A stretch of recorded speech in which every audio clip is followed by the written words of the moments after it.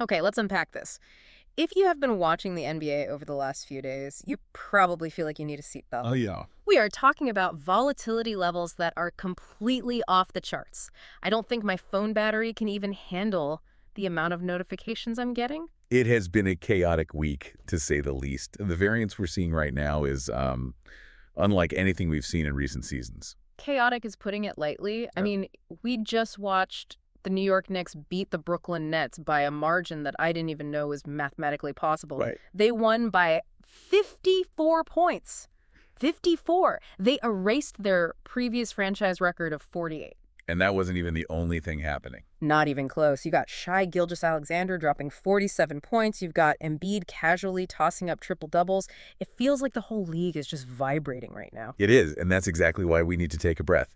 It's very easy to get swept up in the box scores when you see numbers like that. For sure. 50-point blowouts and 40-point individual performances, they're flashy. They grab the headlines. But our job today, especially as we pivot out of Rivals Week and head into February, is to look at the actual landscape. Right. We need to figure out what matters as we get closer to the All-Star break. Exactly. We need to separate the noise, the one-off games, from the signal. So the 54-point win is fun, and as a fan, I love it. But does it mean the Knicks are winning the title? Or does it just mean the Nets had a really, really, really bad night? That's the question. And that's what we have to figure out. We've got the latest power rankings, the shake-up in the MVP ladder, and unfortunately, some critical injury reports from late January. The injury reports. My concern today, and what I want to walk through, is that while the scores are fun, the injury report is where the real story of this season is being written right now. I hear you, and we are definitely going to get to the medical tent because there are some massive names on there that change the whole playoff picture. They really do. But before we get to the gloom and doom, can we please stay on the fun part for just a minute? I want to talk about who is actually good right now. Okay, fair enough. Because looking at the power rankings, there's some movement, but there's also a rock at the top. Well, if we're talking about who is actually good, we have to start with the Oklahoma City Thunder. Still number one. They are still sitting at number one in the rankings, and quite frankly, they deserve to be there. They just feel like the standard, don't they? Even when they lose a game here or there, like that shootout against the Pacers where Shai had 47, doesn't feel like a crisis. No, it doesn't. That's because they have a system that works regardless of the opponent. They have the highest floor in the league. But the team that is demanding our attention right now, the team that is screaming, "Look at us." It's the New York Knicks. You mentioned the blowout against the Nets, but if you look at the broader context, that was their 13th straight win against Brooklyn. 13 straight. That is dominance. That is living rent-free in their heads. It is. And consider this. They led by as many as 59 points at one stage in that game. 59. That speaks to a level of focus that goes beyond just, we're better than you. That is a team that is clicking on all cylinders. Tom Thibodeau has them playing playoff-level intensity in January. That's right. They aren't just winning, they're dismantling teams. It's terrifying. But speaking of teams on a tear, let's talk about the West Coast, the LA Clippers. I feel like we were a little skeptical a few weeks ago, We were. and suddenly they are on a 13-3 run. This is where the data gets fascinating, and it's a perfect example of signal versus noise. Yeah. You look at that 13-3 streak, and you have to ask, what changed? Right, what's the variable? The answer is simple. Kawhi Leonard. The claw is back. He is back, and he is looking like the Terminator again. He missed 3 games, the team wobbled a bit, and then he comes back and immediately drops 24 points. But it's not just one game. Not at all. Yeah. He is averaging 28.2 points this season. When he is on the floor, the Clippers look like a legitimate contender. It's the classic Clippers story, isn't it? If they are healthy, they are scary. But seeing that 28-point average, it feels different this year. More sustainable. It does, provided he stays on the floor. Yeah. That correlation between his availability and their win column is almost 1-to-1. Okay, so let's pivot slightly to a team that isn't a juggernaut, but is finally showing signs of life. The Houston Rockets. The Recovery Project. Yeah. They finally snapped that nasty 5-game road losing streak. They did, and they did it against Detroit. Now, you can say it's just Detroit, but for a young team, stopping a slide like that on the road is crucial. Absolutely. But what stands out to me isn't just the win, it's Kevin Durant. KD doing KD things. He had 32 points in that game, right? On, incredible efficiency. 11 and 19 shooting. The efficiency is still absurd. He's like a robot calibrated to put the ball in the hoop. And I saw a little tidbit about that game, too. Oh, yeah. He moved up on the all-time three-pointers list. He did. Climbed to number 11 on the all-time list. Just chipping away at history. But the Rockets needed that veteran presence. You could see it. Snapping a 5-game skid on the road takes a veteran like Durant to just calm everyone down and get a bucket. The younger guys finally looked relaxed. Speaking of road warriors, we have to talk about the Denver Nuggets. They just won their 6th straight road game, and they beat the Bucks to do it. But the headline here isn't Jokic, because the narrative is that they are depleted. And that's the most interesting part of the week for me.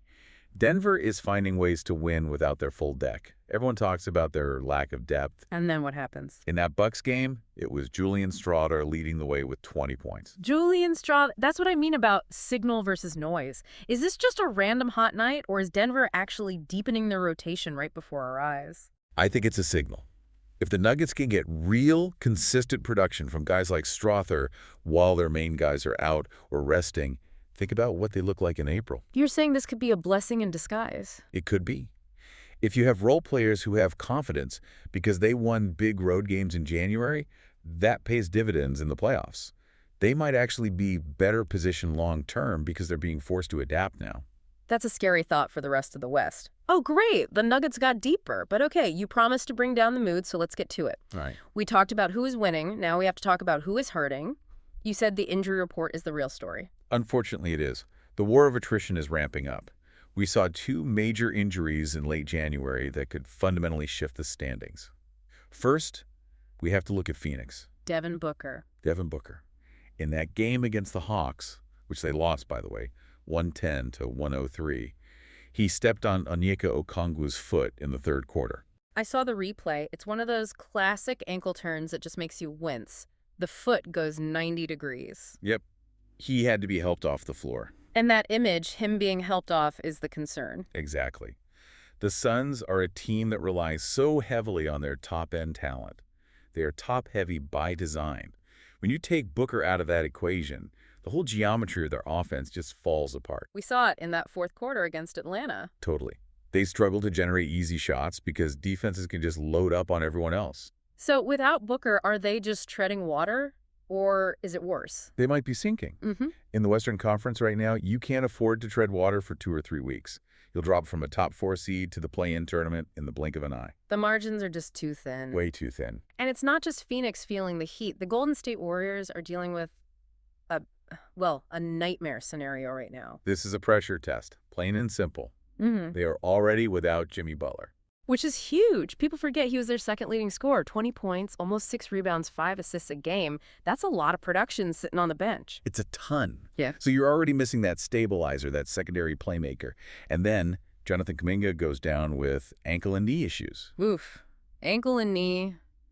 That sounds complicated. He's scheduled for an MRI. It is. And remember, the Warriors are in the middle of a 4-game road trip. Losing your second option is bad. Losing your dynamic, athletic wing on top of that? That just strips away your margin for error. Completely. We are going to find out very quickly if Golden State has any real depth or if they were just vulnerable. If they drop 3 or 4 games on this trip, the panic meter in the Bay Area is going to skyrocket. It feels like the teams that can survive this stretch, late January, early February, are the ones who make their real noise in June. It's not just about talent. It's about durability. And logistics. Don't forget the act of God factor. We just saw the Wizards-Hornets game get rescheduled because of that severe winter storm. Right. Move to a noon tip-off in Charlotte. That messes up your whole routine. It sounds minor, but Yeah. travel disruptions, rescheduled games, that wears on players. The travel schedule is a hidden opponent. When you combine injuries with bad weather, random losses happen.